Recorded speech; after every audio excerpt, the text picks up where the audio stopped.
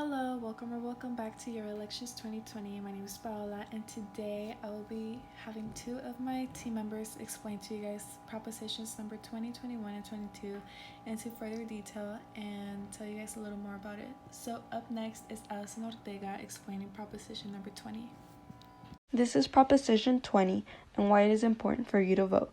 Proposition 20 would increase penalties for certain property crimes and repeated parole violations and make it more difficult for some convicted felons to qualify for early parole and release from prison. Specifically, Proposition 20 would give prosecutors new flexibility to charge some property crimes of more than $250, such as serial shoplifting and car theft, as felonies rather than misdemeanors. Proposition 20 would increase penalties for former inmates who violate the terms of their supervised release 3 times, making it more likely that they will be sent back to jail or prison. It would require law enforcement to collect DNA samples from people convicted of certain misdemeanors, including shoplifting, forgery, and illegal drug possession, to be stored in state database. It would double the number of felonies that disqualify prison inmates from being able to apply for early parole consideration. Why should you be voting on this?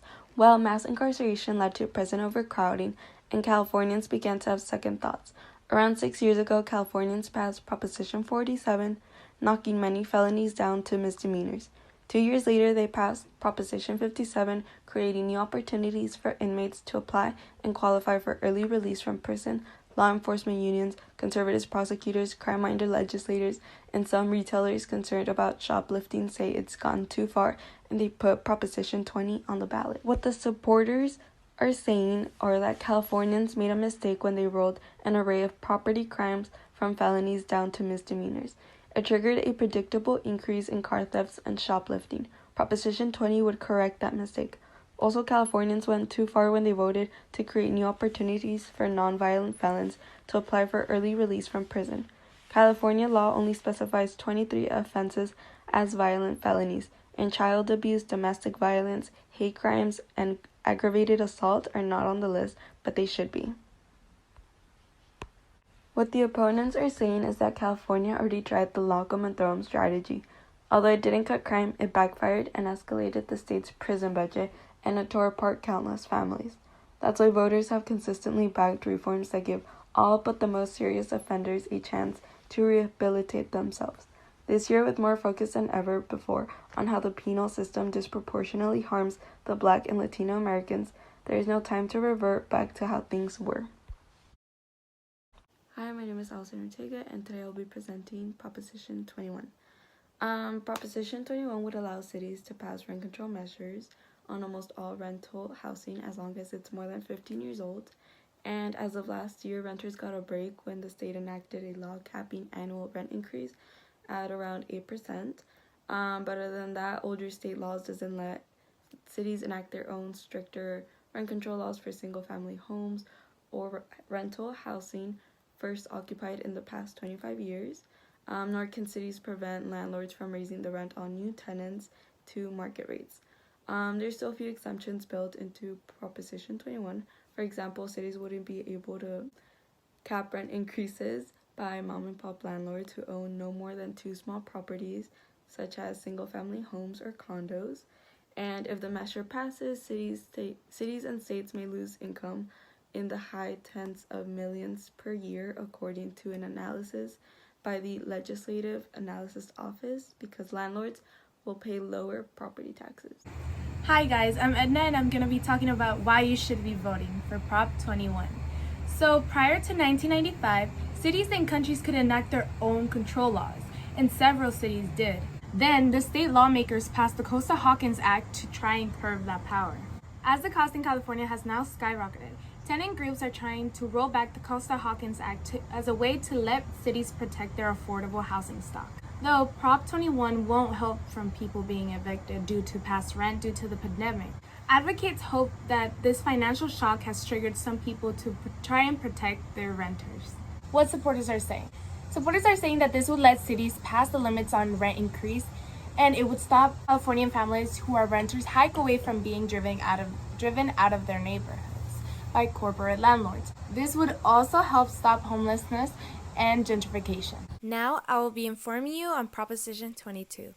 So what is Proposition 22?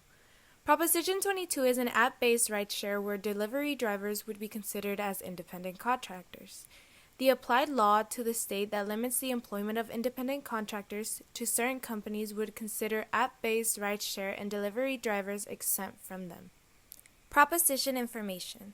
Proposition 22 is one of the most popular propositions, acknowledging it could exempt more than 1 million workers who are independent contractors.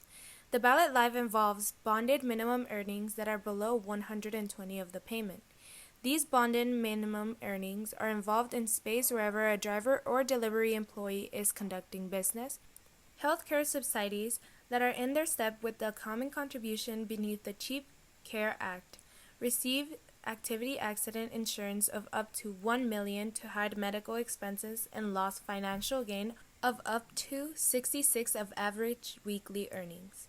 These benefits of the CARE Act applies if an employee gets eviscerate whereas conducting business on the app, and incidental life insurance if they must die whereas on the task. What a vote yes would do. Support towards the ballot of Prop 22 will define app-based transportation and delivery drivers as an independent contractor. In case you didn't know, an independent contractor is a person able to render their service for a specified recompense of their specified results under their control and principle, as well as giving an opportunity to adapt to specific wage policies from app-based driver policies and the companies. What a vote no would do. A vote no on this ballot represents an exemption of app-based transportation and of their delivery companies from providing employee benefits to certain drivers. Detriments from this proposition. Opponents believe that companies such as Uber, Lyft, DoorDash have personal exemption from the California law, allowing them to profit from it. They are also restrained from receiving employer rights regarding healthcare, sick leave, and unemployment. The benefits of this proposition is that it offers hundreds of thousands of jobs and earnings are a guarantee, and will also provide new benefits.